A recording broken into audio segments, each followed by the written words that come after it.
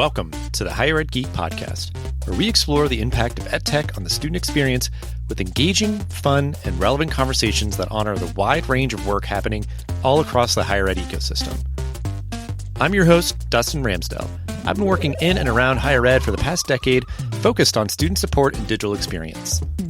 Join me every week for discussions with some of the best minds in education technology.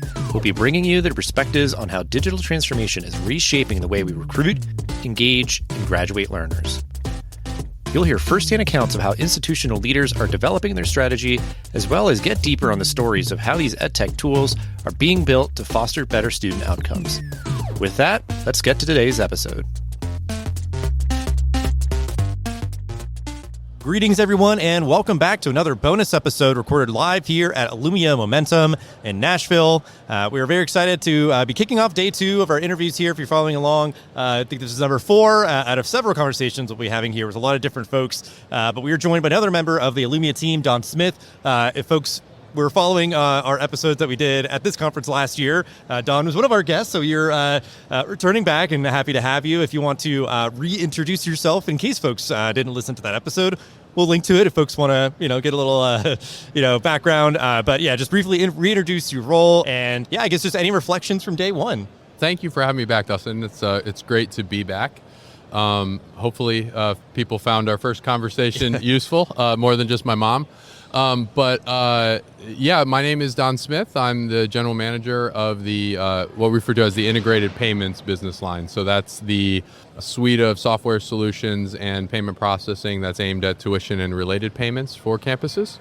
And I was, I think, in week 3 during our first conversation. Yeah, I was looking at your profile on my second time back. So I'm one of the many boomerang employees that we have at Illumia. So, but very happy to be back, and it's wonderful to be chatting with you again. Yeah, and I guess just for we're kind of kicking off our interviews for day 2 here, right before lunch. But you had a session earlier today, and then I guess just reflecting on day 1. I guess just kind of a vibe check. Sort of what was sort of things that you were hearing or seeing from day 1 from your session that you'd want to share. First and foremost, the scale of the conference is much larger than we've ever had as a company, and as a result of that, the energy level is really high. I'm really being fueled by the enthusiasm that people have here. In terms of the sessions thus far, we've had a lot of great engagement from campuses as it pertains to a discussion of the challenges that they're facing today and the potential ways that we could deliver value to them through our product portfolio. The thing I love about this group is they're so passionate about what they do, and they're very opinionated. As a product person, those are some of the best users of the product because you get a lot of data, you get a lot of feedback, and you can really dive into the problem space and figure out what are the different ways that we could potentially alleviate some of that pain and deliver value to them. But a lot about financial aid, fraud, that's certainly been a theme over the course of the last day and a half, and how frequently people are coming across it on campus, and the various things that people are doing to try to mitigate the risk of that. We've talked an awful lot about retaining students who are encountering financial difficulties on campus. Again, figuring out how you can identify that population and get to them before they get too far down that point of no return path, and then just sort of a dialogue around AI. And I think that's contractually obligated. We all have to talk about AI, but it's a real dialogue about the opportunities that technology presents. And the funny thing is, none of us know how that movie is going to play out. So we're all basically just guessing. And then a couple years from now, we'll get back together and see where we were wrong and spoiler alert, most of us will be wrong, but it'll be right. really cool wherever we end up. Yeah, and that's always sort of the joke is like, don't make too specific of predictions. You can sort of paint, broadly of being like, oh, I think we're going in this direction, whatever. But I think it is like, yeah, that's how we get there, is just having the conversations now to sort of inform like, okay, this seems to be working and, in this way, and maybe we, lean more of that or whatever, in a certain direction versus another. But it is reassuring, I guess, and kind of refreshing that, the kind of climate at a event like this, where there's just like a lot of kind of enthusiasm or engagement and just kind of, grappling, and even kind of like, that idea of like having a strong point of view and being kind of opinionated and all that. It is like, you might just hear or see kind of trends and, like you said, it kind of helps you inform your product and everything. So like, again, it is that idea of like, how do we get to a better place, is having people having these meaningful conversations and, coming into spaces like this and engaging with one another. And because I think there could be a notion is like, oh my gosh, if I went to this conference, I'm sure it's all just going to be doom and gloom and like, the sky is falling and existential crises. But it's like, I think there is an acknowledgement of that, certainly. But looking at the sort of challenge at this moment as an opportunity, like I've always just been encouraged, I guess, by, kind of anecdotes that have been kind of seeing and hearing from folks, kind of how you detailed it. But and I think that is a very human challenge. I think most of us go to that negative place really quickly. And being in this type of group, to your point, and engaging in dialogue, speaking with each other, you're acknowledging, hey, there are some things that are going to change. Another thing that humans don't do very well is change. And how do we together figure out where, one, how to navigate it, and two, where there may be opportunities for us to address some of this pain that we felt on a day in, day out basis for the last decade plus, right? And now technology's finally put us in a position where we might be able to address that. Yeah. Well, and I'm curious, just, again, we have this sort of opportunity. You were at this event last year, and kind of looking back of like anything specifically with sort of like, some of the broader points that you're mentioning or kind of themes. Do you feel like there's been anything that has changed in the past year when it comes to the work of like university payment teams? Because it could be like new or different things, that are maybe getting more in kind of the spotlight, or increased emphasis on certain things from a year ago. Any just thoughts on that, of just like a change that you've noticed from, this year to last?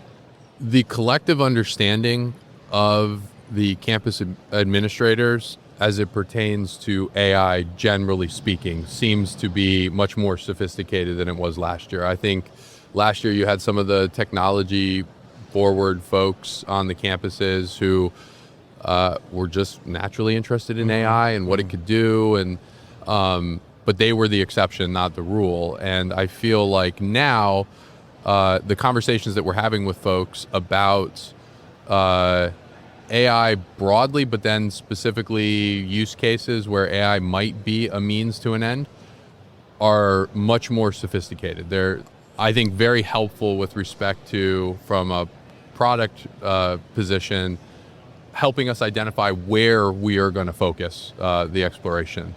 Whereas last year it was more of just AI is a sort of an abstract thing that's floating in the ether, and we know it's going to impact us because they're telling us it's going to impact us, but we don't really know how. And I think a lot more folks are using it in their personal life. I mean, my parents are telling me when I call them each week, well, ChatGPT tells me this about this particular topic, and it's interesting. It reminds me a little bit about like how people used to use Google when it first came out. Like, and we've seen the evolution of how people use search and how search has evolved, and I feel like AI is going through that evolution in an expedited time frame as a result of just how much investment is going into that space and how competitive it is in that space. Yeah, I think, two really good points there, because I think it is that idea of like the ubiquity of kind of that novelty use case where it's just like a very thinly spread, kind of thing where people are just using it in their everyday life to kind of just make things a little bit more convenient, because I think we've all now gotten a lot more used to like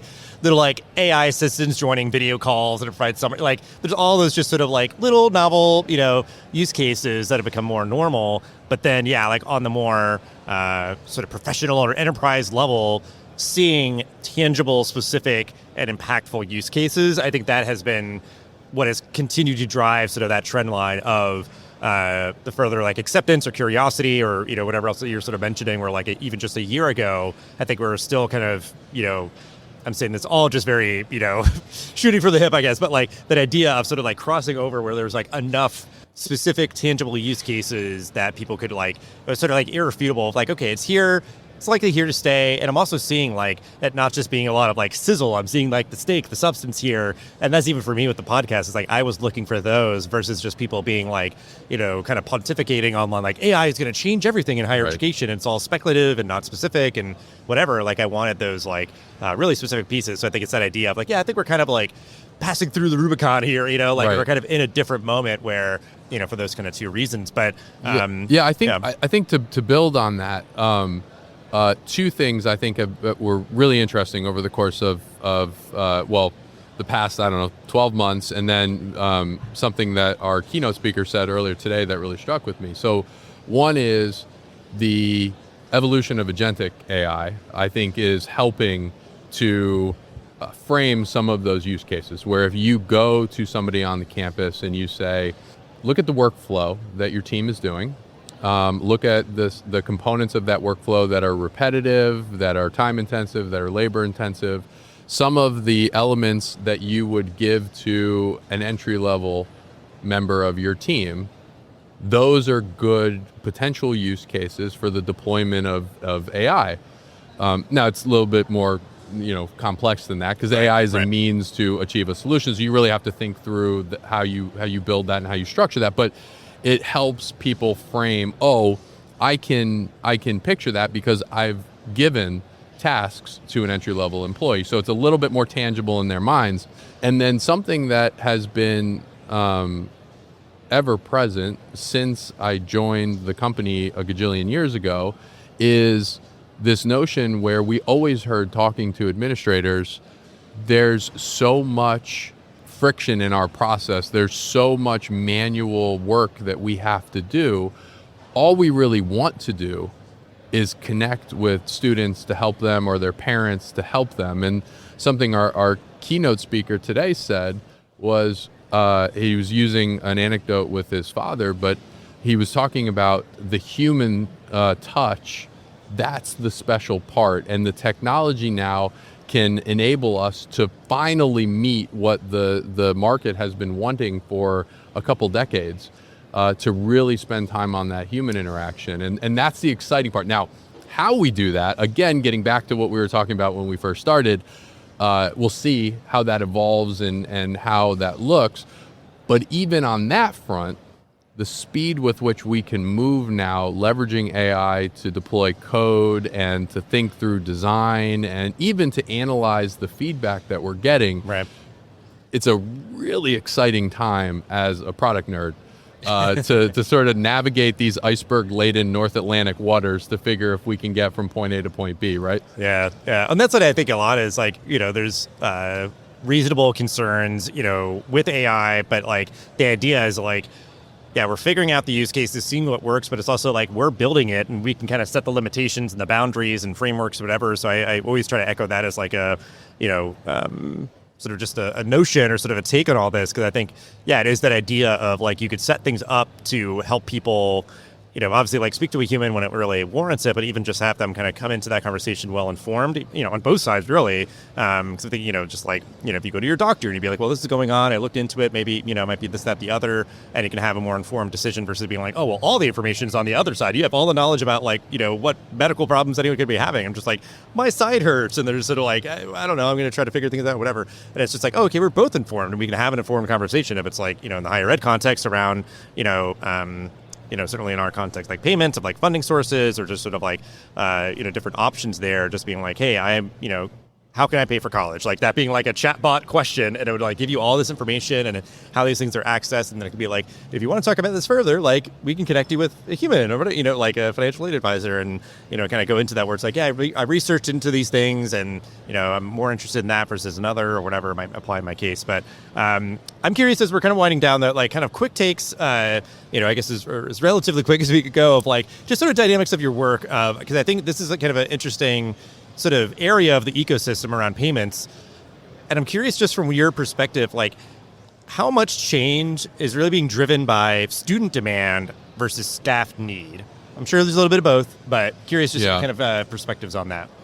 So I think both are really pushing. I think one of the elements that's always existed, but it's accelerating, is the consumer experience outside of higher education. Right. And once we find something in our, e-commerce navigation that we say that's really good, that made things really easy for me, that gave me greater insight, whatever, you want that to be available everywhere. And that includes how you're interacting with your college or university. Mm-hmm.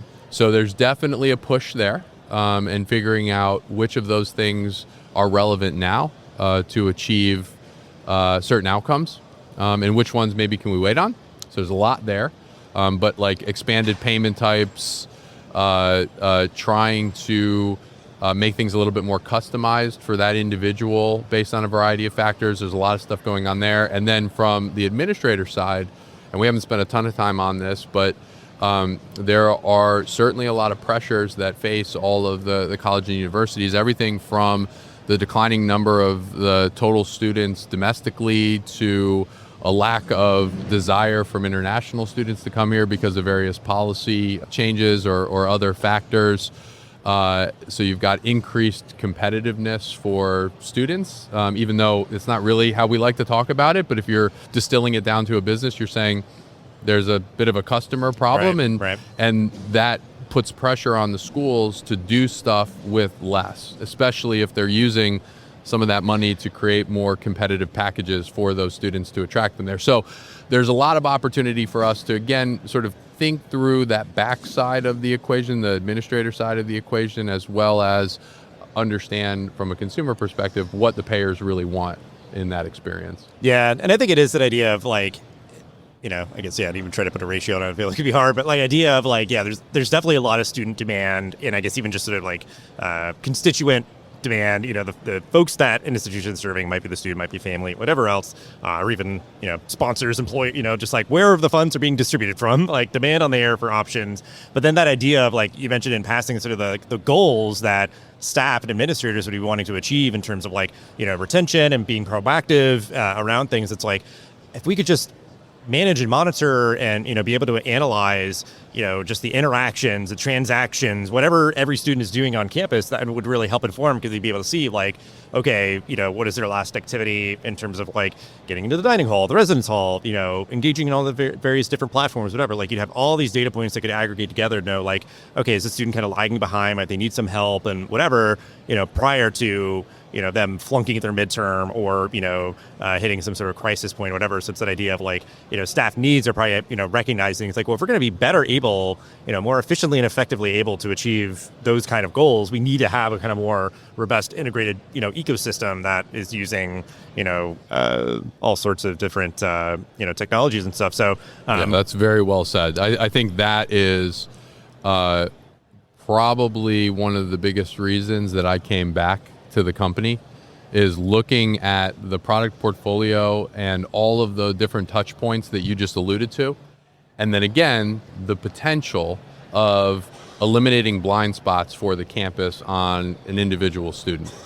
We've got a long way to go. I mean, we're making progress in that direction, and we're moving very quickly. But in terms of achieving that vision, that's the end game. That's the exciting thing, right? Well, and even I was like, recognizing or kind of acknowledging that like within our lifetime, there's been such a drastic change from the sort of like analog on-prem, to kind of this state. But then it's like the idea of like all the people coming here, whether they're attendees, exhibit, like it's all these people trying to earnestly, confront the problems, provide solutions, think through the strategies and all that. So it's definitely reassuring. Yeah, like the idea that people are committed and eager to address these problems. But another kind of quick hit, curious on your perspective.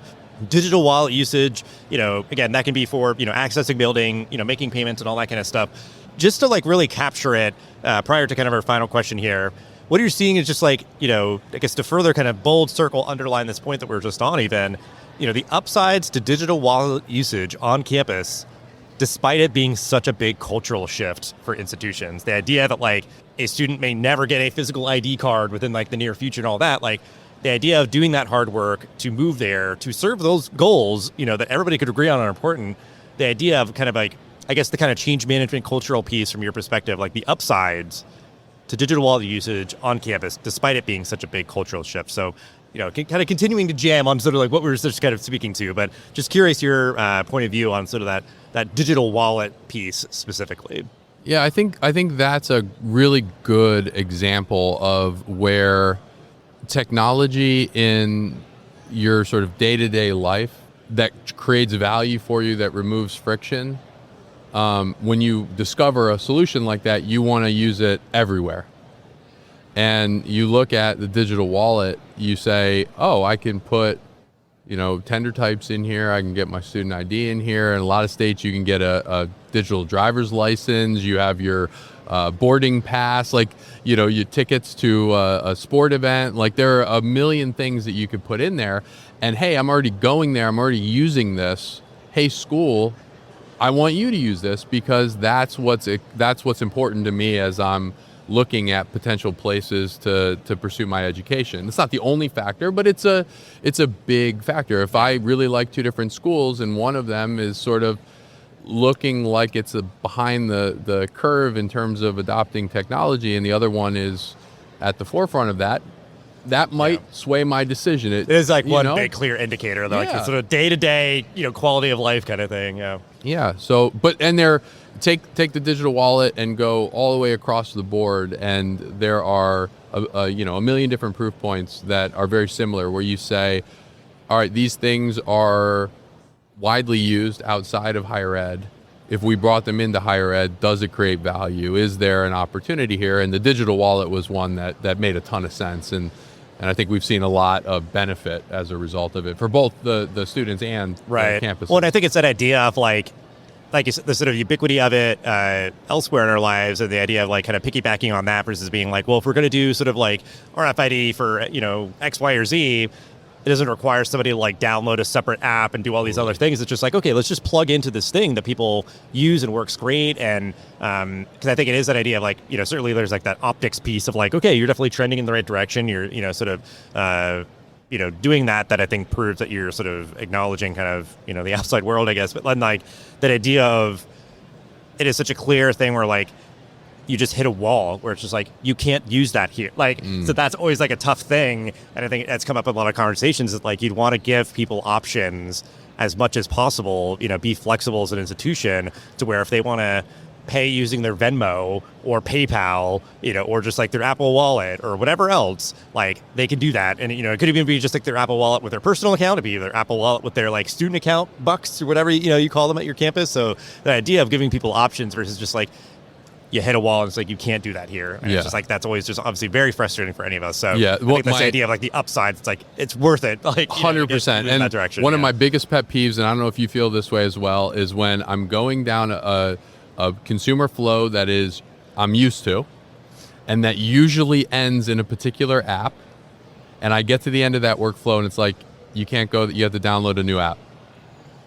There are a lot of four-letter words that come out of my mouth after I encounter that particular consumer flow, because it's more friction, it's breaking the mental model, it's creating inconvenience for me as the consumer. So getting back to what presents a positive consumer experience, how do we support those in the application today? Yeah, which is always, even maddening in this context of like whether it's a big thing like tuition or, just getting a cup of coffee on campus where it's like, I am willing to give you my money. And the fact that I'm like hitting a wall and like nobody's winning here. You're not getting your money, institution. And I'm like annoyed because I can't, get to what, whatever I want to get. But so for the sake of time, we'll unfortunately have to kind of wrap up here with our standard closing question, giving you the final word here. With all that we've kind of talked about, advice that you would give to other higher ed leaders navigating this moment? Lean in. I think that's probably the best advice. There's so much change, and it's moving so quickly. It can seem intimidating, but it's a tremendous opportunity to stretch, evolve, learn. With AI today, it's a great tool to help educate you on a lot of these topics. If you feel sheepish about going to somebody and asking them questions, I know because I do this literally all the time. I'll get out of a meeting and be like, what the hell did that person just say? And I run over and I start my education and I go down a path, and it's very, very good. I would also say don't be afraid to reach out to folks who you think are knowledgeable about a particular topic and pick their brain. And then just be adaptable. Again, we get back to something we talked about earlier. Change is not easy for many of us. It's a very human thing, but it is inevitable. And I think saying it's okay that I'm going through pain during this process, that's fine, that's great. But going back to it, lean in. I think that's a winning strategy. Yeah, it's a great sentiment to end on, because I think it's like being sort of like, just transparent and authentic and open and just sort of earnestly acknowledging like I need some help understanding this. And I think it's like we're all kind of in the same boat. Certainly some people are like, been super bullish on a while and like they're sort of all in, but it's kind of like that idea of like it's still super new, and there's so much opportunity for us to kind of teach and learn, from each other and all those kind of things. And I think it's certainly never too late to just kind of like learn new things and embrace all the great things that are sort of coming out, certainly AI related, or just like there's so much cool stuff here, Totally. just sort of like just so many great opportunities to. Yeah, it is okay to say I don't know. That is there's no crime for saying I don't know. It's actually a sign of intelligence. So, that's what I would recommend. Great bit of advice, and just thank you so much for hanging out and sharing all that you did. Ways to connect with you, and of course Illumia in the episode description. But just great chatting with you. Yeah, Dustin, thank you so much, and looking forward to doing it again next year. Thanks for listening to the Higher Ed Geek podcast. This show is a proud member of the Enrollify network, home to Higher Ed's largest collection of podcasts. Enrollify is where higher ed goes to grow. So be sure to check out our other podcasts, webinars, video clips, blogs, and more. Visit Enrollify.org and subscribe for all the latest details and content drops directly to your inbox. Enrollify is brought to you by Element 451, the digital workforce platform for higher ed. Learn more at element451.com.